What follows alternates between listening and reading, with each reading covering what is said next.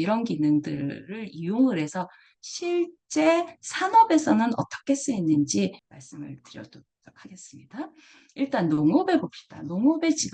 농업이라는 산업에 ICT 기술이 들어가면 저희는 스마트팜이라고 부르면서 스마트 농업, 스마트한 식물을 기르자라는 거라고 말씀드리는 스마트팜입니다. 그러면 이런 기술을 이용해서 새로운 아이디어를 활용을 해서 어떤 서비스를 만드는 게 스마트팜일까를 고민을 해서 스마트팜은 회사별로 이거보다 더 고난이도의 팜을 만들 수도 있고 아니면 자기 만드는 작물에 따라서 또 다른 아이디어를 집어넣어서 새로운 직업을 창출할 수도 있겠죠. 기본적으로 이 개념은 이렇습니다.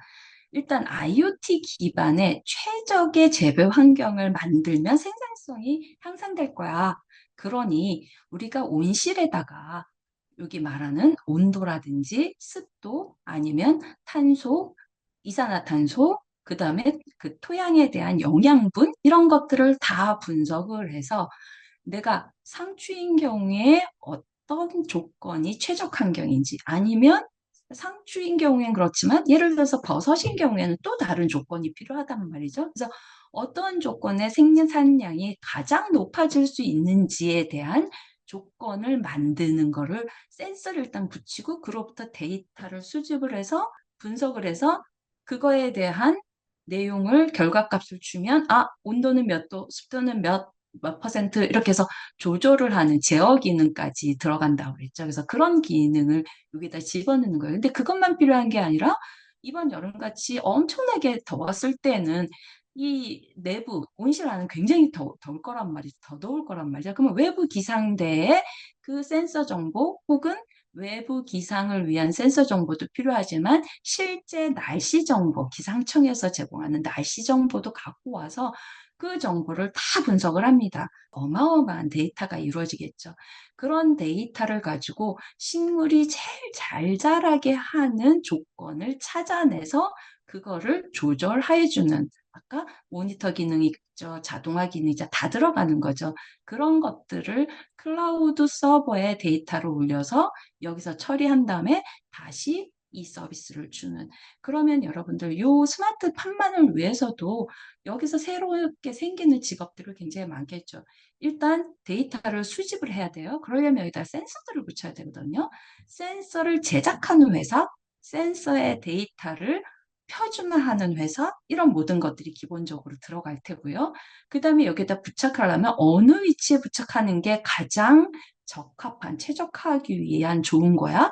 여기 온실 제어기도 있고 뭐 이런 것들이 굉장히 많죠. 그래서 이런 것들이 다 새로운 직업들이 생겨난다라는 거죠.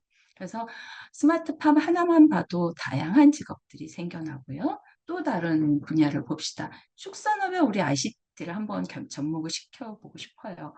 이런 기술들을, ICT 기술들을 가지고 어떤 아이디어를 이용해서 축산업에다가 내가 좋은 생산성을 높이는 거를 생각을 해보지? 라고 했을 때 기본적인 건 이런 거죠.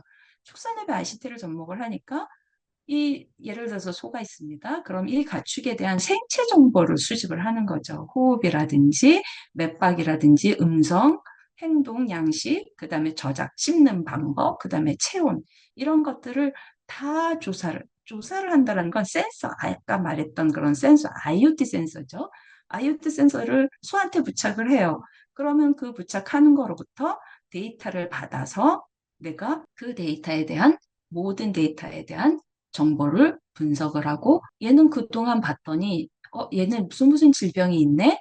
얘는 요렇게 지금 요런 음식을 좋아하니까 요런 음식을 조금 더 줘야겠네? 이런 것들을 고민하면서 얘가 어떻게 하면 잘 성장할 수 있을 것인지의 성장 모델을 만든다는 겁니다. 그래서 그런 조건들에 맞춰서 제어도 하고 환경 관리도 하고 얘는 물이 좀 더 부족하니까 물을 좀 더 많이 공급을 해야겠네 이런 것들을 하는 것이 통합 제어 시스템인데 이런 것들을 다 포함하는 역시 축산업에도 과거에는 이런 것들이 없었는데 이런 것들 IoT 센서 붙이고 종합해서 데이터를 수집을 해서 분석해서 그거에 대한 제어 시스템 만들고 이러려면 이쪽 분야도 또 새로운 직업들이 많이 생기는 거죠. 그래서 이런 것들을 우리는 고민해 볼 수 있고 또 이거를 이용해서 그것뿐만이 아니라 실제 그거를 제작하는 것뿐만이 아니라 이런 서비스를 이용을 해서 사람들한테 이 서비스를 제공함으로 인해서 새로운 직업이 생길 수도 있다라는 거죠.